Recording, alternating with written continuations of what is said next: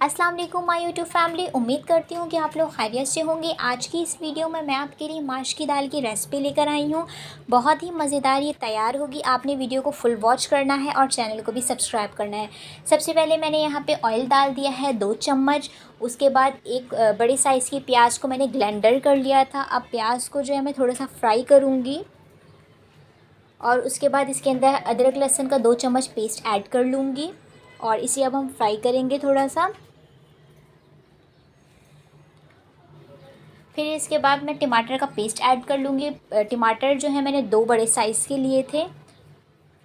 उसके बाद इसमें पिसी हुई लाल मिर्च 2 चम्मच ऐड कर लूँगी मैं। हल्दी 1 चम्मच, गरम मसाला 1 चम्मच, पिसा हुआ धनिया 1 चम्मच और नमक 1 चम्मच। नमक आपको जितना पसंद हो, अगर आप ज़्यादा खाना पसंद करते हो तो ज़्यादा ऐड कर लें, कम खाना पसंद करते हैं तो कम कर लें। उसके बाद हम मसाले को अच्छी तरह से भूनेंगे।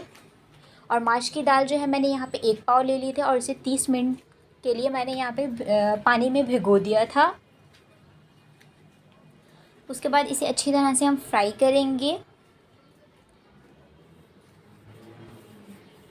फिर इसके अंदर हम पानी ऐड कर लेंगे। पानी जो है हम 1.5 कप ऐड करेंगे ताकि दाल जो है वो गल जाए। उसके बाद बॉईल आने के बाद इसे हम कवर कर देंगे और 20 मिनट के बाद अब हम चेक करेंगे कि हमारी दाल जो है गली है या नहीं। तो फ्रेंड्स, दाल जो है हमारी गल चुकी है। उसके बाद इसके अंदर हरी मिर्ची ऐड कर देंगे।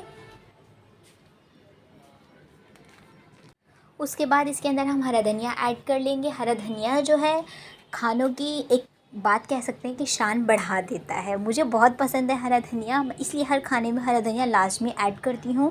क्या आपको पसंद है? आप कमेंट्स में ज़रूर बताइएगा मुझे।